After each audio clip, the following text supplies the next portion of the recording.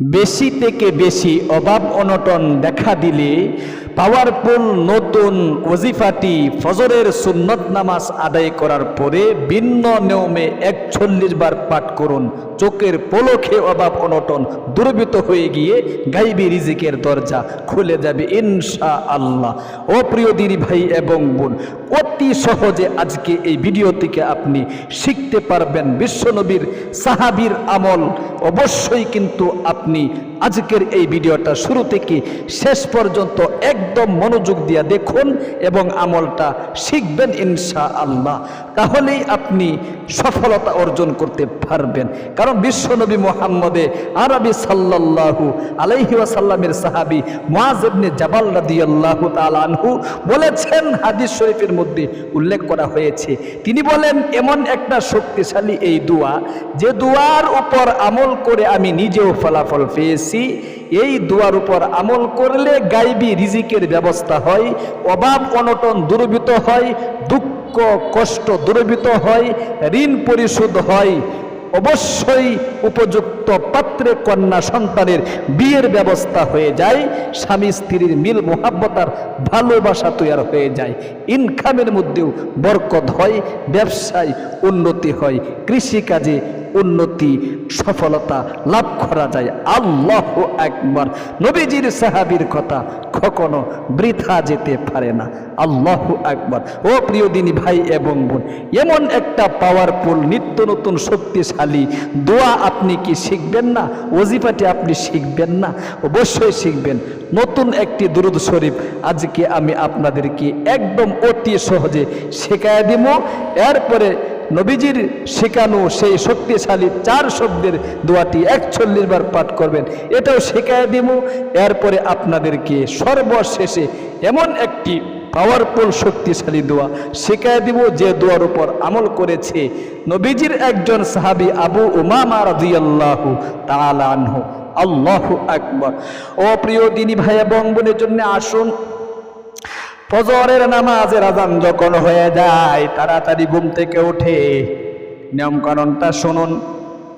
ঘুম থেকে জাগ্রত হয়ে সুন্নত তরিকায় ওযু করবেন। ওযুর শুরুতে বিসমিল্লাহির রহমানির রহিম একবার বলে আপনি সুন্নত তরিকায় ওযু করে ওযুর শেষে পারলে আকাশের দিকে তাকিয়ে কালিমায়ে শাহাদাতটা আপনি এরকম ভাবে একবার পাঠ করে নেবেন। আশহাদু আল্লা ইলাহা ইল্লাল্লাহু ওয়াহদাহু লা শারীকা লাহু ওয়া আশহাদু আন্না মুহাম্মাদান আবদুহু ওয়া রাসূলুহু। আল্লাহু আকবার। তাহলে অবশ্যই এরপরে ফজরের 2 রাকাত সুন্নত, মহিলা মা বোনেরা বাসা বাড়িতে আর পুরুষ ভাইয়েরা মসজিদে অথবা বাসা বাড়িতে আপনি সুন্নত 2 রাকাত নামাজ আদায় করার পরে একদম কিবলামুখী হয়ে বসে ভিন্ন নিয়মে কিভাবে আমলটা করবেন অতি সহজে শেখায় দিচ্ছি। চোখগুলো বন্ধ করবেন এবং মনে মনে বলবেন, ওগো আল্লাহ, জীবনে অনেক অন্যায় করেছি, পাপ করেছি, আহারে গুনাহ করতে করতে জীবনের যৌবন নষ্ট হয়ে গিয়েছে। গুনার দিকে তাকালে জাহান্নাম ছাড়া আর কিছু দেখি না। অনেক অভাব অনটনে আছি গো, অনেক দুঃখ কষ্টে আছি, অনেক হতাশায় পড়ে আছি, ঋণগ্রস্ততার মধ্যে আছি। এই কথাগুলো আপনি অন্তরে জাগিয়ে 1 নম্বরে বিশ্ব নবীর যে শক্তিশালী নতুন দুরূদ শরীফটি আপনি 3 বার পাঠ করবেন। খুব সহজে শিখিয়ে দিচ্ছি। আল্লাহুম্মা সাল্লি আলা মুহাম্মাদিন কামা তুহিব্বু ওয়া তারদা। বলতে হবে আল্লাহুম্মা সাল্লি আলা মুহাম্মাদিন কামা তুহিব্বু ওয়া তারদা। আল্লাহুম্মা সাল্লি আলা মুহাম্মাদিন কামা তুহিব্বু وترضى اللهم صل على محمد كما تحب وترضى এই শক্তিশালী দুরূদ শরীফটা 3 বার পাঠ করে নবীজির শেখানো সেই সিহা সিত্তার কিতাব থেকে যে দোয়াটি মুআজ ইবনে জাবাল রাদিয়াল্লাহু তাআলা আমল করেছিল সেই শক্তিশালী দোয়াটি আপনি 41 বার পাঠ করবেন। 5 থেকে 10 মিনিট সময় আপনার লাগবে আর কি। এরকম ভাবে রব্বি ওয়াফিকনি লিমা তুহিব্বু বলতে হবে। রব্বি ওয়াফিকনি লিমা তুহিব্বু রব্বি ওয়াফিকনি লিমা তুহিব্বু রব্বি ওয়াফিকনি লিমা তুহিব্বু রব্বি ওয়াফিকনি লিমা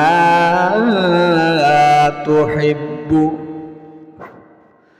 রব্বি ওয়াফিকনি লিমা তুহিব্বু। এরকম ভাবে 41 বার আপনি এই নতুন শক্তিশালী দোয়াটি পাঠ করবেন। এরপরে আবারও সেই দুরূদ শরীফটা 3 বার খুব মনোযোগ দিয়ে নিয়ম কানুনটা শিখুন।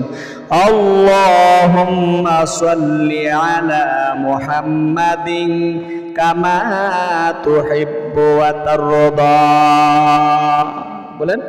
আল্লাহুম্মা সাল্লি আলা মুহাম্মাদিন কামা তুহিব্বু ওয়া তারদা 3 বার এই দুরূদ শরীফ আবারও।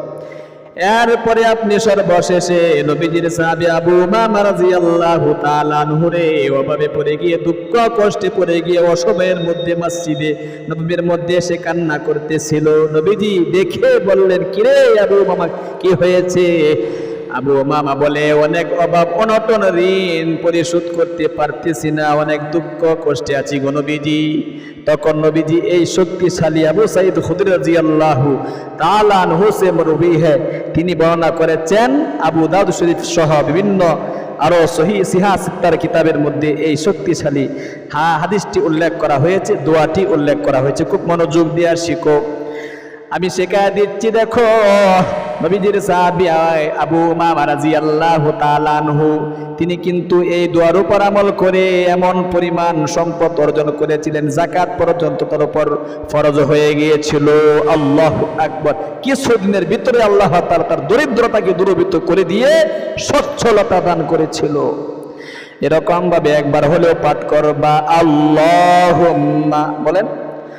আল্লাহুম্মা সাল্লি আল্লাহুম্মা ইন্নী আউযু বিকা মিনাল হাম্মি ওয়াল হাজানি ওয়া আউযু বিকা মিনাল আজিজি ওয়াল কাসাল ওয়া আউযু বিকা মিনাল জুবনি ওয়াল বুখল ওয়া আউযু বিকা মিন গালাবাতিদ দাইনি ওয়া কাহরির রিজাল।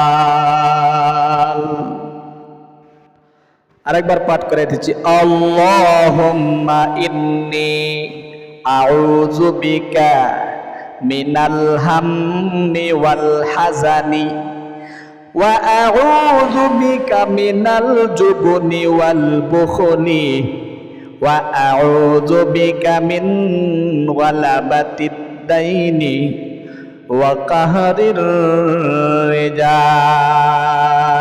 আল্লাহু আকবার।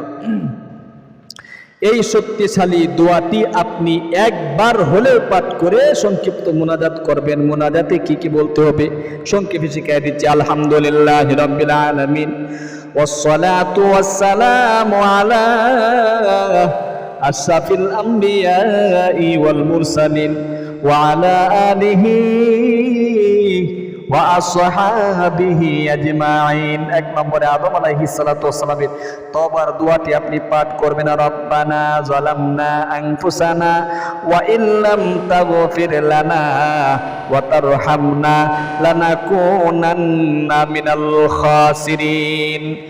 বাংলায় বলবেন, আল্লাহ গো, জীবনে অনেক অন্যায় করেছি গো, পাপ করেছি গো, না করতে করতে জীবনের যৌবন নষ্ট হয়ে গিয়েছে। কবিরা সগীরা জাহেরি বাতিনি প্রকাশ্য জিনার বিচার পরকিয়া সহ যত ধরনের গুনাহ আছে গো, তওবা করছি, জীবনের গুনাহগুলো ধুয়ে মুছে সাফ করে নিষ্পাপ করে দাও। অনেক অভাব অনটনে আছি, দুঃখ কষ্টে আছি, হতাশার কোনো শেষ নাই, হয়রানির কোনো শেষ নাই, ঋণগ্রস্ততার মধ্যে আছি। এত পরিমাণ ঋণ হয়েছে, জমি জামা বাড়ি বিটা বিক্রি করলেও ঋণ পরিশোধ হবে না। আল্লাহ এই সমস্ত অভাব অনটন দুঃখ কষ্ট দূরীভূত করে দিয়ে ঋণ পরিশোধ করার ব্যবস্থা করে দাও। চাকরি পাচ্ছি না, অনেক পড়াশোনা করেছি, চাকরি ব্যবস্থা করে দাও। চাকরি হয়েছে, প্রমোশন হচ্ছে না, প্রমোশনের ব্যবস্থা করে দাও। উপযুক্ত পাত্রে কন্যা সন্তানের বিয়ের ব্যবস্থা হচ্ছে না, স্বামী স্ত্রীর মিল নেই, মহাব্বত নেই, ভালোবাসা নেই, স্বামী স্ত্রীর মিল মহাব্বত আর ভালোবাসা তৈরি করে দাও। এরকম ভাবে আপনার মৃত মা বাবার নামে আপনি আল্লাহ তাআলার নিকট রহমতের সময়, বরকতের সময় আপনি দোয়া করবেন। কারণ বিশ্বনবী বলেছেন, ফজরের সুন্নত নামাজ আদায় করার পরে ফরজ নামাজের আগে যে সময়টা রয়েছে, ওই সময়ে নফল নামাজ পড়াও কি মাকরু। সুতরাং আপনি বেশি বেশি করে তাসবিহ তাহলিল গুলো আদায় করবেন। সর্বশেষে আখিরি তামান্না ওয়াজআল কালিমাতুনা ইনদাল মাউতি লা ইলাহা ইল্লাল্লাহু মুহাম্মাদুর রাসূলুল্লাহ সাল্লাল্লাহু আলাইহি ওয়াসাল্লাম। তাহলে প্রিয় দিনী ভাই এবং বোন, আমলটা নিজেও করুন, আরেকজন ভাই বোনকে একটা শেয়ারের মাধ্যমে আমলটা করার সুযোগ করে দিন। আল্লাহ তাআলা আপনাদেরকে সেই তৌফিক দান করুক। ভালো থাকুন, সুস্থ থাকুন। আসসালামু আলাইকুম ওয়া রাহমাতুল্লাহি ওয়া বারাকাতুহু।